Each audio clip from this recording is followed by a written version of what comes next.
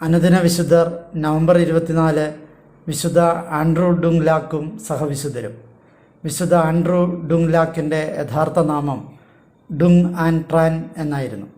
1795 വിയറ്റ്നാമിലെ back നിനിലെ ഒരു ദരിദ്ര വിജാതീയ കുടുംബത്തിലായിരുന്നു വിശുദ്ധൻ്റെ ജനനം.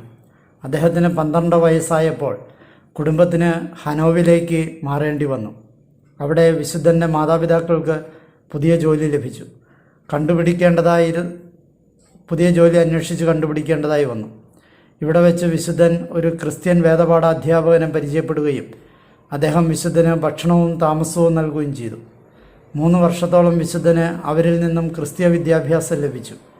അങ്ങനെ വിൻട്രി എന്ന സ്ഥലത്ത് വെച്ച് ആൻഡ്രൂ ഡുങ് എന്ന പേരിൽ അദ്ദേഹം ജ്ഞാനസ്നാനം സ്വീകരിച്ചു. ചൈനീസ്, ഇറ്റാലിയൻ ഭാഷകൾ പഠിച്ചതിന് ശേഷം അദ്ദേഹം ഒരു വേദപാഠ അധ്യാപകനാവുകയും തൻ്റെ രാജ്യത്തിൽ അദ്ദേഹം ക്രിസ്തീയ വിശ്വാസത്തെപ്പറ്റി പഠിപ്പിക്കുകയും ചെയ്തു. തുടർന്ന് അദ്ദേഹത്തെ ദൈവശാസ്ത്രം പഠിക്കുന്നതിനായി തിരഞ്ഞെടുക്കപ്പെട്ടു. 1823 മാർച്ച് 15 അദ്ദേഹത്തിന് പൗരോഹിത്യ പട്ടം ലഭിച്ചു. തുടർന്ന് കേഡാം എന്ന സ്ഥലത്തെ ഇടവക വികാരിയായി അദ്ദേഹം സേവനമനുഷ്ഠിച്ചു. ഇടവക വികാരിയായിരിക്കുമ്പോഴും അദ്ദേഹം തൻ്റെ സുവിശേഷ പ്രഘോഷണം അക്ഷീണം തുടർന്നുകൊണ്ടിരുന്നു. അദ്ദേഹം പലപ്പോഴും ഉപവസിക്കുകയും വളരെ ലളിതവും നന്മ നിറഞ്ഞതുമായ ഒരു ജീവിതവുമാണ് നയിച്ചിരുന്നത്. മറ്റുള്ളവർക്ക് ഇദ്ദേഹം ഒരു നല്ല മാതൃകയായിരുന്നു. അതിനാൽ തന്നെ ഇദ്ദേഹത്തിൻ്റെ ജീവിത മാതൃക കണ്ട് ധാരാളം പേർ മാമോദിസ സ്വീകരിക്കുകയും ചെയ്തു.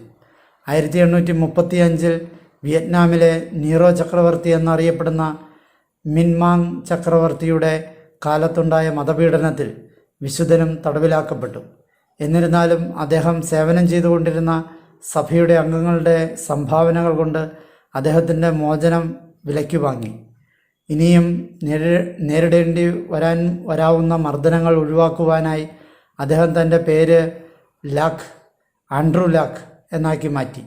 വേറെ ഉപാധ്യക്ഷൻ്റെ അടുക്കലേക്ക് പോയി തൻ്റെ ക്രിസ്തീയ ദൗത്യം തുടർന്നുകൊണ്ടിരുന്നു. പീറ്റർ തീ എന്ന മറ്റൊരു വിയറ്റ്നാംകാരനായ വൈദികന് കുമ്പസാരിക്കാൻ പോകുന്നതിനായി വിശുദ്ധൻ അദ്ദേഹത്തെ സന്ദർശിച്ച അവസരത്തിൽ അവരെ ഒരുമിച്ച് വീണ്ടും പിടികൂടി തടവിലാക്കി. മോചനദ്രവ്യം നൽകിയത് മൂലം ഒരിക്കൽ കൂടി വിശുദ്ധനും പീറ്റർ തീക്കും സ്വാതന്ത്ര്യം ലഭിച്ചു. എന്നാൽ ഈ സ്വാതന്ത്ര്യം വളരെ കുറച്ചു കാലം മാത്രമേ നീണ്ടുനിന്നുള്ളൂ. അവരെ വീണ്ടും പിടികൂടുകയും ഹാനോവിൽ കൊണ്ടുപോയി ക്രൂരമായി മർദ്ദിക്കുകയും ചെയ്തു. അവസാനം 1839 ഡിസംബർ 21 അവരെ ശിരച്ഛേദം ചെയ്ത് കൊല്ലുകയായിരുന്നു. ലേമാൻസിലെ വിശുദ്ധ റൊമാനൂസ് 385 ഫ്രാൻസിലെ ബ്ലായയിൽ വെച്ച് മരിച്ച വിശുദ്ധ റൊമാനൂസ് സ്വയം ഒതുങ്ങിക്കൂടിയ പ്രകൃതക്കാരനായിരുന്നു.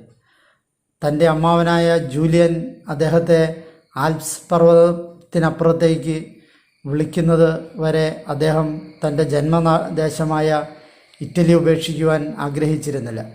പാപ്പയായ ക്ലെമൻ്റ് മെത്രാനായ ജൂലിയനെ ഗൗളിലുള്ള മാൻസിലേക്ക് അയച്ചപ്പോൾ കൂടെ പോകാതിരിക്കുവാൻ റൊമാനൂസിന് കഴിഞ്ഞില്ല. വിശ്വസിക്കാനാവാത്ത അത്ഭുത പ്രവർത്തനങ്ങളും മരിച്ചവരെ തിരിച്ചു കൊണ്ടുവന്നതും ഉൾപ്പെടെയുള്ള രോഗശാന്തിയും മൂലം പുതിയ സുവിശേഷകൻ്റെയും കൂട്ടുകാരുടെയും സുവിശേഷ പ്രവർത്തനങ്ങൾ വിജയം കണ്ടപ്പോഴും വിശുദ്ധ റൊമാനൂസ് അത് വിളിച്ചു പറയുകയോ പ്രകടമാക്കുകയോ ചെയ്തില്ല. പകരം നിശബ്ദതയിൽ സന്തോഷമനുഭവിക്കുകയായിരുന്നു ചെയ്തത്.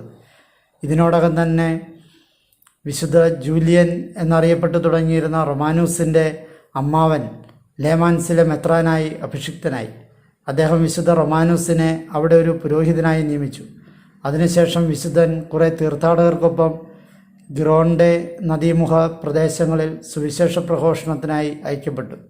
വിശുദ്ധ റൊമാനൂസാകട്ടെ വലിയ വാക്ചാതുര്യമുള്ളവനോ ഒരു വാഗ്മിയോ ഒരു സംഘാടകൻ പോലുമോ ആയിരുന്നില്ല. പക്ഷേ അദ്ദേഹത്തിന് ഇതൊന്നും ആവേണ്ട ആവശ്യവുമില്ലായിരുന്നു. കാരണം അദ്ദേഹം ജീവൻ നൽകുവാനാണ് തിരഞ്ഞെടുക്കപ്പെട്ടിരുന്നത്.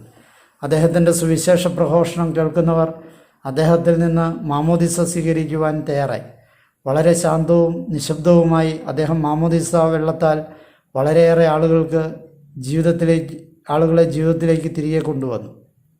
കാലാകാലങ്ങളിൽ അദ്ദേഹം പിശാചുബാധിതരെ സുഖപ്പെടുത്തുകയും രോഗശാന്തി നൽകുകയും ചെയ്തു.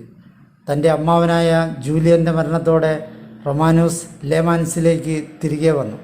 അവിടെ താൻ തൻ്റെ പിതാവിനേക്കാളും അധികം ബഹുമാനിക്കുകയും സ്നേഹിക്കുകയും ചെയ്ത തൻ്റെ അമ്മാവൻ്റെ ശവകുടീരത്തിനരികെ കഴിയുക മാത്രമായിരുന്നു അദ്ദേഹം ആഗ്രഹിച്ചിരുന്നത്.